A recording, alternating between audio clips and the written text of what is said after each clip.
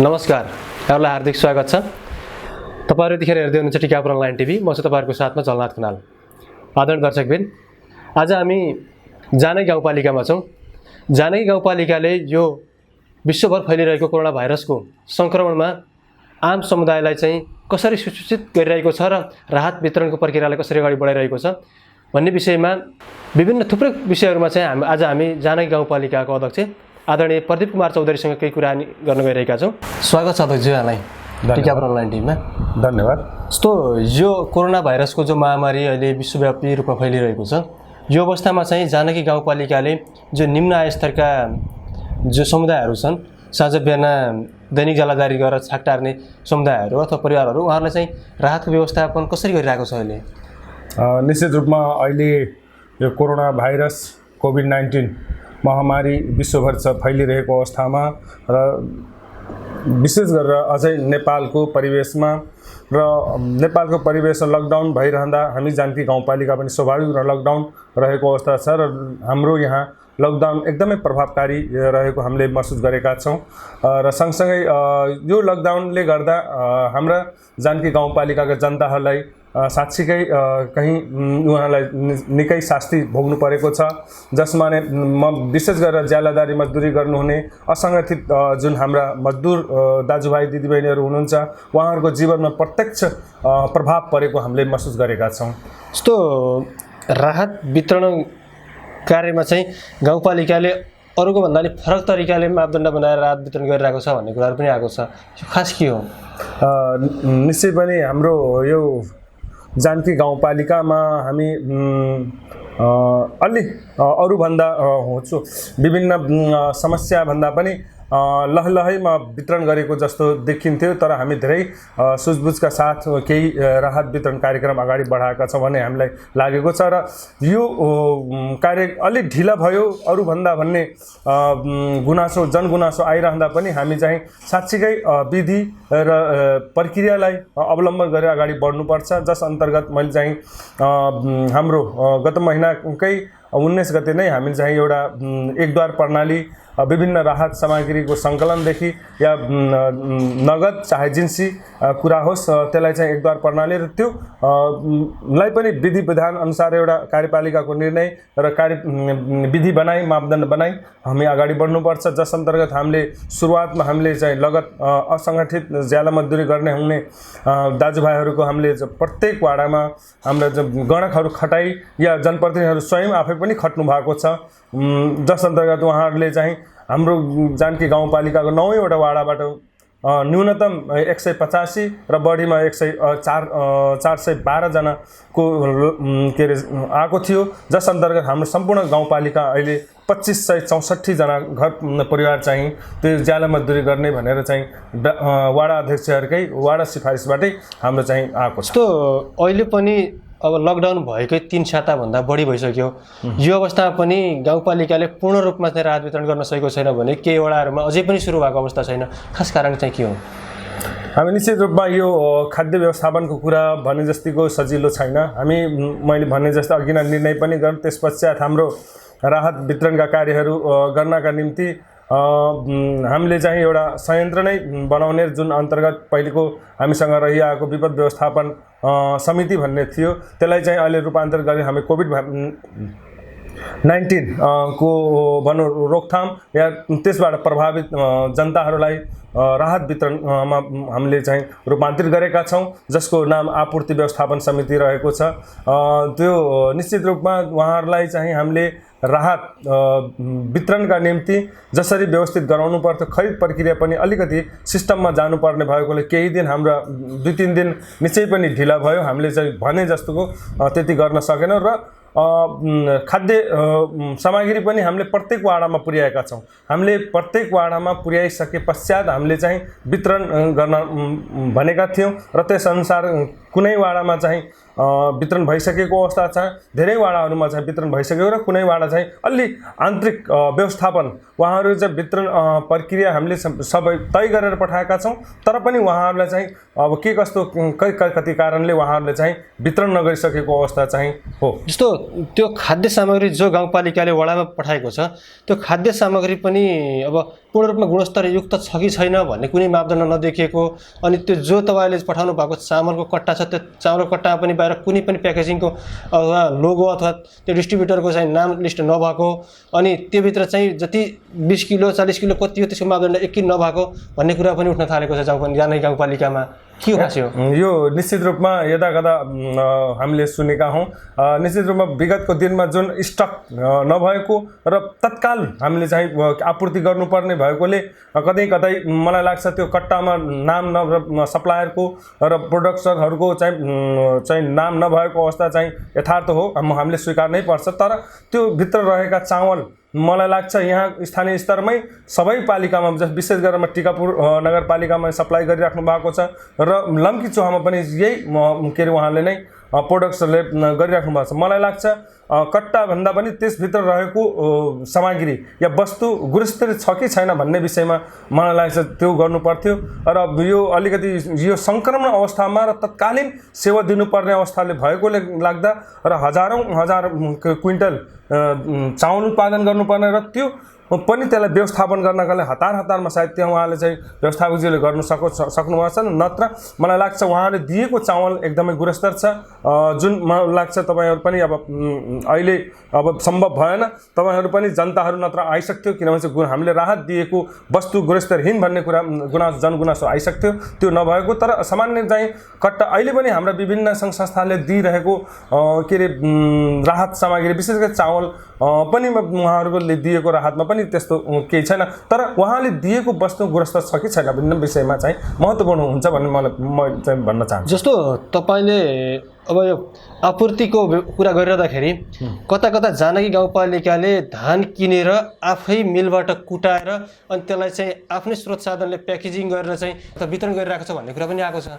त्यस्तो होइन, हामी धान आफै खरिद गरेका होइनौँ, तर धान आपूर्ति गर्नका लागि हामीले सहज वातावरण जस्तै मिल जुन चामल उत्पादक मिल हो त्यो मिलसँग स्टकमा धान नरहेको अवस्था छ, त्यो चाहिँ हामीले चाहिँ उहाँलाई चाहिँ धानको सहजीकरण गरिदिएका हौँ, आफैले खरिद गरेका होइनौँ। त्यो आपूर्ति गर्नलाई सहज वातावरण गराइदिएका हौँ, किनभने चाहिँ एउटा चामल उत्पादक मिलवालासँग मलाई लाग्दैन हजार कुन्टल उहाँसँग के अरे चामल स्टक राख्दछ, एउटा खाद्य संस्थानले पनि राख्दैन भनेपछि एउटा सानो यहाँको अब 400-500 क्विन्टल उत्पादन गर्ने र अलिकति यो अवस्थामा पनि अझै सङ्क्रमण अवस्थामा पनि यसरी चाहिँ राख्ने कुरो त हुँदैन। जानकी गाउँपालिकाले आफैले धान खरिद गरेको चाहिँ होइन, धान खरिदका लागि मिलले चाहिँ सहजीकरण चाहिँ गरिदिएको हो व्यक्तिगत रूपमा तपाईँले भनेपछि नि आफैले गाउँपालिकाले चाहिँ धान खरिद गरेर आफै त्यसको खरिद गरेको धानको अथवा धान कुटाएको चामलको पैसा तिर्ने गरेर चाहिँ धान खरिद गरेको चाहिँ छैन। त्यस्तो होइन।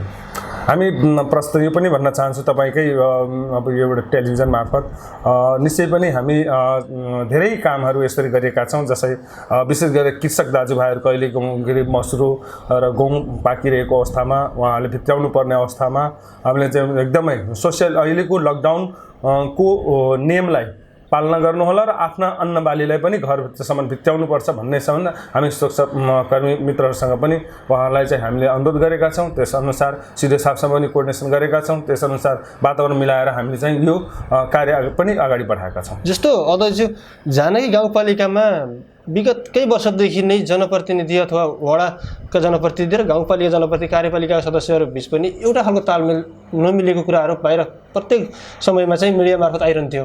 अहिले पनि गाईकै त्यस्ता कुराहरू सुनिरहेको छ, अझै पनि तालमेल मिलिरहेको छैन भने चाहिँ यस्तो विषम परिस्थितिमा पनि जनप्रतिनिधि मिल्न नसक्नुको खास कारण चाहिँ के हो? निश्चित रूपमा यी कुनै छलफल गर्ने क्रममा केही कुराहरू छलफलका क्रममा असमझदारी हुनु स्वाभाविक कुरा हो र त्यसलाई चाहिँ मिलाएर लैजाने कुराको सवालमा एउटा भर्खरैको कुरा म गर्न प्रयोग गर्न चाहन्छु भन्नेपछि जस्तै हाम्रा असङ्गठित भनौँ न ज्याला मजदुरी गर्ने मान्छेहरूको या दाजुभाइहरूको के अरे लगत लिस्ट ल्याउँदै गर्दा पनि धेरै ठाउँमा अनियमितता भएको कुरा सुनियो। तर त्यो साँच्चीकै त्यो यथार्थमा रहेनछ भन्ने कुरा हामी कहाँबाट प्रमाणित गर्न चाहन्छौँ कि हामी समग्रमा आएका जतिजना हुनुहुन्थ्यो त्यसको 75%लाई तत्काल हामी चाहिँ राहत वितरण गर्ने भन्ने कुरा निर्णय गरेका थियौँ, जस अन्तर्गत साथीहरूको 100%कै कुरा थियो। तर फेरि पनि हामी लजिकली र त्यसलाई चाहिँ के कति कारणले 25% अझ दोस्रो चरणमा गर्नुपर्ने भन्ने विषयमा छलफल गर्दै गर्दा छलफलको क्रममा केही कुराहरू तलमाथि भएको होलान्। तर लास्टमा गएर सबै साथीहरू एकदम सर्वसम्मत भएर नै अगाडि बढ्यौँ र निश्चित रूपमा त्यो अलिकति छलफलको क्रममा कुराहरू त्यो असमझदारीहरू देखिन्छ। तर मलाई लाग्दैन हामी जानकी गाउँपालिकाको सम्पूर्ण कार्यपालिका सदस्यहरूको हाम्रो कहीँ कतै एकजुट छौँ र आफ्नो मुद्दा भनौँ न लिनुपर्ने निर्णयमा प्रति हामी चाहिँ जिम्मेवार छौँ र त्यही अनुसारको उहाँले जिम्मेवारी वहन गर्नुपर्ने भएको छ। तपाईँले यो कुरा गरिरहँदाखेरि तपाईँले अघि पनि भन्नुभयो हामीले गाउँपालिकामा राहत वितरणको एकदर प्रणालीबाट वितरण गर्ने भनिरहँदाखेरि केही वडाले छुट्टै व्यवस्थापन कोष पनि बनाएका छन्, विपद व्यवस्थापन कोष बनाएर आफै वडामै रकम जम्मा गर्ने काम पनि भइरहेको छ भने त्यही राहत सङ्कलनको काम पनि भइरहेको छ। उहाँले त्यतैबाट आफ्नै तरिकाले वितरण पनि गरिराख्नु भएको छ। त्यही फेरि त्यही वडालाई चाहिँ गाउँपालिकाले पनि राहत दिएको छ। कुनै वडामा चाहिँ गाउँपालिकाको मात्रै भर पर्नुपर्ने अवस्था छ भने कुनै वडाहरूले चाहिँ आफू स्वस्फूर्त रूपमा काम गरिरहेको अवस्था छ। यसमा त के डिबेट देखिएन र यसभित्रबाट? निश्चित रूपमा यो हामी मैले भनिरहेको थिएँ अघि नै मात्रै कार्यपालिकामा हामी एउटा निर्णय गरेका थियौँ जस अन्तर्गत नेपाल सरकारको विधि नियम अनुसार हामी अगाडि बढ्ने भनेर भनेकै थियौँ र विगतको दिनमा केही कुराहरू पनि हाम्रो आधार थियो एकद्वार प्रणालीद्वारा सेवा प्रवाह गर्ने भन्ने कुराले गर्दा पनि हामीले त्यसलाई टेकेर यो के अरे कोरोना भाइरसको के अरे राहत वितरण कार्यक्रम र राहत सङ्कलन कार्य अगाडि बढाउने भनेका थियौँ, जस अन्तर्गत हामीले निर्णय गरेका छौँ 12-19 गतेमा। र विशेष गरेर केही वाडामा दुईटा वाडामा मैले सुनेको छु, वार्ड नम्बर 9 र वार्ड नम्बर 3 मा म भन्न चाहन्छु उहाँले विपद व्यवस्थापन कोषका नामले खडा गर्नुभएको छ। तर अहिले चाहिँ कोरोना भाइरस महामारी भएको नाताले त्यो यस स्थानीय कोष भनेर छ, जस अन्तर्गत तपाईँको कोरोना भाइरस सङ्क्रमण रोकथाम तथा उपचार कोष भनेर राखिएको छ। नेपाल सरकारले त्यसै गरी हामीले चाहिँ परिपत्र गरेको छ, मन्त्री परिषदको निर्णय आएको छ, त्यसअनुसार हुनुपर्थ्यो। निश्चित रूपमा उहाँहरू कार्यपालिकाको एउटा सदस्य जिम्मेवार सदस्य हुनुहुन्छ र उहाँहरूको सकारात्मक सुझाव हुँदा पनि आफै पनि के कति कारणले उहाँहरूले खोलिराख्नु भएको छ र वितरण पनि गरिराख्नु भएको छ भन्ने चाहिँ सुनेको छु। र त्यसका लागि कुनै पनि हामीले जानकी गाउँपालिकाले अख्तियारी नदिएको खाता खोल्नका लागि हामीले एउटा प्रक्रियामा जानुपर्दा गाउँपालिकाले नै एउटा अख्तियार के अरे प्रशासनिक अधिकृतको उसमा चाहिँ सिफारिस भएर जानु पर्थ्यो। त्यो नभएर पनि उहाँहरूले चाहिँ के कति कसरी खाता खोल्न सफल हुनुभयो र कस्ता संस्था हुन् पनि अब एउटा आधिकारिक संस्था के अरे निकायले या कार्यालयले सिफारिस नगरेका कार्यालयको एउटा खाता खोल्नु भनेको एउटा अनभिज्ञता भन्नुपर्छ। तपाईँ त एउटा गाउँपालिकाको अध्यक्ष हो, तपाईँकै मातहतमा सबै सिङ्गो गाउँपालिका चल्न पर्ने र जनप्रतिनिधिले पनि तपाईँकै कमान्डिङमा चाहिँ चल्न पर्ने अवस्था हो। तर तपाईँभन्दा पनि माथि टेकेर केही जनप्रतिनिधि हाबी भएको अथवा वडावासीलाई त उहाँहरूले सन्तुष्टि दिइराख्नु भएको छ भने केही वडावासीहरूले चाहिँ हाम्रो वडा अध्यक्षले पनि यसो गरिदिएको भए हुन्थ्यो भन्ने खालको अपेक्षा अरू वडाको पनि हुनसक्छ। यो अवस्थामा चाहिँ उहाँहरूलाई चाहिँ मूल्याङ्कन गरेर अगाडि बढाउँदाखेरि चाहिँ कसरी मूल्याङ्कन गर्नुहुन्छ दुईटालाई?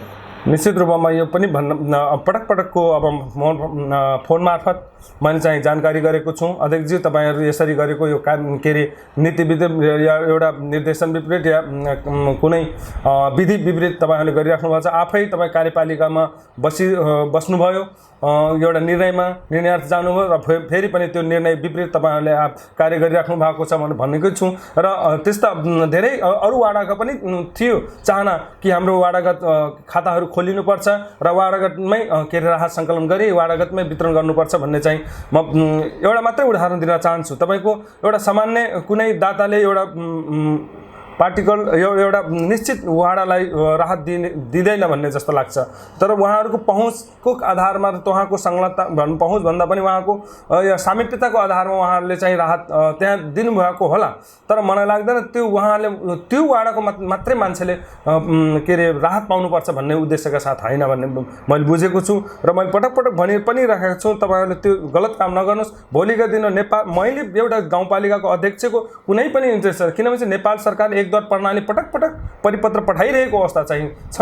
त्यो परिपत्रलाई पनि उहाँहरूले चाहिँ नमानिएको अवस्थामा भोलिका हुने दिन के अरे कुनै पनि कानुनी या के अरे नियम विपरीत हुने गतिविधिलाई त्यो के कसरी अगाडि बढाइन्छ अब त्यो त भोलिकै दिनमा थाहा हुनेछ। जस्तो यसैमा मैले फेरि पनि तपाईँलाई प्रश्न गर्न चाहन्छु। अब ती वडाहरूले चाहिँ दोब्बर तेब्बर त्यहाँको पीडितहरूले अथवा त्यहाँको दैनिक जलादारी गरी घर गुजारा गर्ने मान्छेहरूले दोब्बर तेब्बर राहत पाए, किन भन्दाखेरि गाउँपालिकाले पनि त्यही तथ्याङ्कको आधारमा चाहिँ यहाँबाट पनि राहत गएको छ भनेपछि उहाँहरूले सङ्कलन भएको राहत पनि तिनै स्थानीयवासीलाई गएको छ भने कतै अन्य वडाहरूमा चाहिँ अझै पनि केही स्थानीयहरू चाहिँ राहतको प्रतीक्षा बसिरहेका छन्। यदि त्यो समग्र रूपमा एउटै ठाउँमा त्यो राहत जम्मा भइदिएको भए त आज सबैले राहत पाउने अवस्था आउँथ्यो। तर आज पनि गाउँपालिकाले 75 र 25 गरेको छ, 25% अझै पनि राहत पाउनबाट वञ्चित भएका छन्। अब उहाँहरूले चाहिँ राहत कहिले पाउँछ त? निश्चित रूपमा पहिलो कुरा तपाईँ सोधेको के अरे उहाँले राहत दोहोरो दिइराख्नु भएको छ। निश्चित रूपमा यो दोहोरो मापदण्ड गर्नु हुँदैन। मैले पटक पटक भनिरहँदा पनि उहाँले नमाने सर्त उहाँ त्यसपछि आफ्नै तरिकाले गरिराख्नु भएको मैले सुनेको छु र निश्चित रूपमा भोलिको दिनमा यो लकडाउन खोलिसकेपछि पश्चात भइगरेका व्यतिथिलाई त प्रस्ट्याउने जनतामा प्रस्ट्याउने नै छौँ।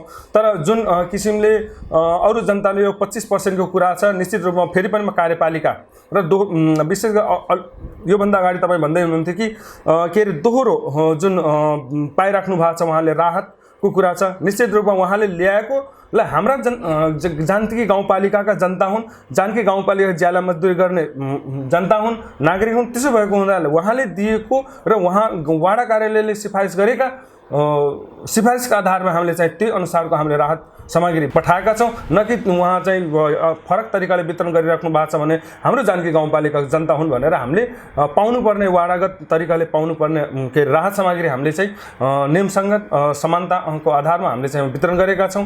र अर्को कुरा अरू जनताहरूले पनि पाउने कुरा थियो, त्यहाँ दोहोरो भयो कुनै ठाउँमा नपाउने र 25% कहिले पाउने भन्ने कुरा निश्चित रूपमा उहाँहरूले ल्याएका के अरे लगत चाहिँ कहीँ कतै पहुँचका आधारमा र नाताका आधारमा र कुनै सामिप्यताका आधारमा पनि त्यो हुन सक्ने भन्ने भएकोले त्यहाँ उहाँलाई रोकिएको। र अर्को कुरो के पनि हो भनेपछि हाम्रो खरिद प्रक्रिया पनि अलिकति झन्झटिलो, नेपाल सरकारको विधि प्रक्रिया पनि झन्झटिलो भएको हुँदा त्यसलाई पनि हामी चाहिँ मिलाउने क्रममा र अलिकति आपूर्तिको सामग्री नपाएको हुँदा त्यही समयमा हामी मलाई लाग्छ हामी भोलि पर्सितिर 5-6 गतितिर हामी कार्यपालिका मिटिङ बस्नेछौँ। त्यसपछि फेरि पनि हामी त्यसलाई चाहिँ 25% भएका या थप अझै छुटेका हाम्रा केही श्रमिक ज्यालादार मजदुर गर्ने हुने दाजुभाइहरूलाई फेरि पनि हामी आफ्नै त्यो मापदण्ड बनाएका छौँ। त्यो मापदण्ड अनुसार उहाँहरूलाई के अरे राहत सामग्री हामी वितरण गर्नेछौँ। अहिलेको अवस्थामा गाउँपालिकासँग पर्याप्त राहत स्टोर छ कि छैन?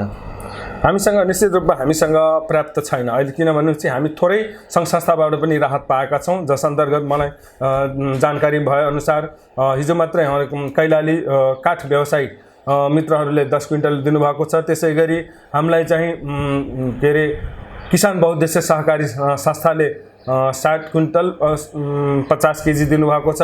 त्यसै अन्य सामग्री दिनुभएको छ। त्यसै गरी हामीसँग यसै गरी दिगो विकास संस्थाले 2.5 क्विन्टल 250 केजी उपलब्ध भएको, बाँकी हाम्रै जानकी गाउँपालिकाकै खरिद प्रक्रियाबाट हामीले परिपूर्ति गरेका छौँ। गाउँपालिकाले यो कोरोना भाइरस रोकथाम तथा नियन्त्रणका लागि जो राहत कोष स्थापना गरेको छ त्यो राहत कोषमा हालसम्म सहयोगीदाताहरूबाट केही रकम जम्मा भएको छ? निश्चित रूपमा हामी मलाई जानकारी भएअनुसार केही जिन्सी मैले भनि पनि सकेँ, केही जिन्सी सामग्रीहरू विशेष सर्वप्रथम हामीसँग आएको एउटा सानो दिगो विकास संस्था भजनीको संस्थाले दिएको छ। त्यसै गरी हाम्रो जिएनआईले हाम्रो चेक मार्फत दिने भनेको छ र केही साना ठुलोमा हामीले चाहिँ 25,000 को चेक पाएका छौँ नहीं 30,000 को चेक छ, 10,000 को चेक छ र 5,000 को चेक छ। मलाई लाग्छ नगद चेक मार्फत आउने भनेको लगभग 2-2.5 लाख जति होला अहिलेसम्म। अनि प्रदेश र सङ्घीय सरकारको समन्वय र सहयोग अहिलेको अवस्थामा के छ? निश्चित रूपमा प्रदेश सरकार र सङ्घीय सरकारको जुन किसिमको उपस्थिति हुनु पर्थ्यो र हामीले स्थानीय सरकारको समन्वय सहकार्यतामा यो कोरोना भाइरस रोकथाम गतिविधि अगाडि बढाइनु पर्थ्यो। जुन किसिमले अगाडि बढाइनु पर्थ्यो, जुन प्रकृतिबाट अगाडि बढाइनु पर्थ्यो, नबढाइसकेको अवस्था चाहिँ हामी महसुस गरेका छौँ। अहिले पनि हामीले सुनिरहेका छौँ, विशेष गरेर के स्वास्थ्य सामग्रीहरूको सवालमा पनि हामी त्यसै पनि हामीसँग हस्पिटल नरहेको र हामीसँग 4वटा स्वास्थ्य चौकी मात्रै रहेको र त्यसो भएको तैपनि हामीले चाहिँ आफ्नो क्वारेन्टाइनमा रहेका ती दाजुभाइहरूलाई जुन भारतबाट आउनु भएको छ उहाँहरूलाई सेवा दिनलाई पनि हामीसँग उपलब्ध पिपिई पनि नभएको केही हप्ता दिनसम्म त हामीसँग केही पनि एउटा के अरे मास्क थिएन, हामीसँग तपाईँको सेनिटाइजर थिएन, के अरे तपाईँको ग्लोभ्स थिएन, एउटा थर्मोमिटर पनि थिएन। त्यो अवस्थामा हामी चाहिँ गुज्रिरहेको थियौँ। तर पनि आफ्नै विगतका दिनमा प्रयोग गर्दै आएको प्राविधिकलाई प्रयोग गरेर हामीले चाहिँ के अरे क्वारेन्टाइनमा रहनु भएका दाजुभाइहरूको टेम्परेचर मापन गरेका छौँ, स्वास्थ्यलाई हेरचाह गरेका थियौँ र केही समयपछि हामीले चाहिँ के अरे प्रदेश सरकारको यो प्रदेश जनस्वास्थ्य कार्यालयबाट चाहिँ केही कुरा आएको मैले जानकारी पाएको थिएँ, जस अन्तर्गत फेरि पनि पिपिईको सवालमा एउटै मात्रै आएको थियो। हामी चाहिँ बाँकी 20वटा पिपिई पनि हामीले कहीँ आफ्नै जानकी गाउँपालिकाकै उसबाट खरिद गरेका थियौँ। यस्तै नै छ र जुन प्रकृति अहिलेसम्म प्रदेश सरकारको राहत सामग्री पनि आइसक्नु पर्थ्यो या त्यो बजेट के अरे हस्तान्तरण भइसक्नु पर्थ्यो, तर हालसम्म हामीसँग औपचारिक रूपमा जानकारी आइसक्यो अवस्था चाहिँ छैन। भनेपछि प्रदेश सरकारको यो अवस्थामा कुनै पनि औचित्य देखेको छैन। अब यसरी भन्न त छैन, तर प्रदेश सरकारको अब विभिन्न मिडियामा सुनिरहँदा पनि अब आउने छ भन्ने आशमा छौँ। जस्तो अहिलेको अवस्थामा गाउँपालिकाले कति ठाउँमा क्वारेन्टाइन बनाएको छ र कतिजना चाहिँ क्वारेन्टाइनमा छन् अहिले? हामीले जानकी गाउँपालिकामा एक ठाउँमा मात्रै छ, जुन जानकी गाउँपालिकाको नजिकै वार्ड नम्बर 1 को सरस्वती मावि हाम्रो कतिजना छ अहिले त्यसमा? 15जना हुनुहुन्थ्यो। 15जनाको पनि स्वाब परीक्षण भयो। स्वाब परीक्षण भइसके पश्चात उहाँहरूको नेगेटिभ आयो। 15जना मध्ये चाहिँ जानकी गाउँपालिका 14जना हुनुहुन्थ्यो। त्यसै गरी एकजना चाहिँ एकदम हराइराख्नु भएको पिठौरागढबाट आउनुभएका हाम्रा नेपाली दाजु नै हुनुहुन्छ। उहाँ चाहिँ चितवन नगरपालिकाको हुनुहुन्छ। उहाँ चाहिँ एकदम अशक्त अवस्थामा हुनुहुन्थ्यो। त्यसपछि क्वारेन्टाइनमा राखिसक्दा उहाँ अहिले चाहिँ स्वस्थ हुनुहुन्छ। उहाँको सब परीक्षण पनि भइसकेको छ र पुर्याउने अवस्थामा हामी नभएर अहिले चाहिँ उहाँ क्वारेन्टाइनमै बसिराख्नु भएको छ।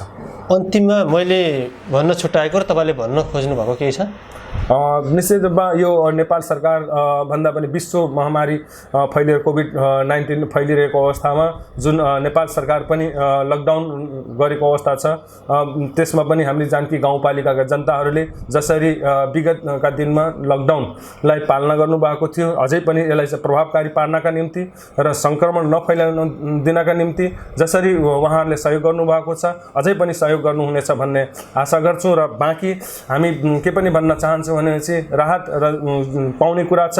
राहत साँच्चीकै तपाईहरू राहत योग्य हुनुहुन्छ भने निश्चित रूपमा केही कतै हामीले चाहिँ लगत इस्टिमेट के अरे राहत के अरे प्रतिवेदन उठाउँदै गर्दा कहीँ कतै छुट हुन गएको छ भने त्यो त्यस्ता मित्रहरू पनि यही टेलिभिजन मार्फत तपाईहरू सम्पर्क गरिदिनु हुनुहोला भन्दै र उहाँहरूको यदि जायज हुनुहुन्छ भने निश्चय पनि हामीले जानकी गाउँपालिकाले राहत उपलब्ध गराउनेछ भन्ने चाहन्छु। हस्, समय दिनुभयो त्यसको लागि धन्यवाद। धन्यवाद। समाजमा भइरहेको यथार्थ वास्तविकतालाई तपाईहरूको माझमा ल्याउनको लागि हामी सदैव प्रयत्नशील रहनेछौँ भन्दै आजको लागि भने हामी बिदा हुन चाहन्छौँ। हवस् त, धन्यवाद, नमस्कार।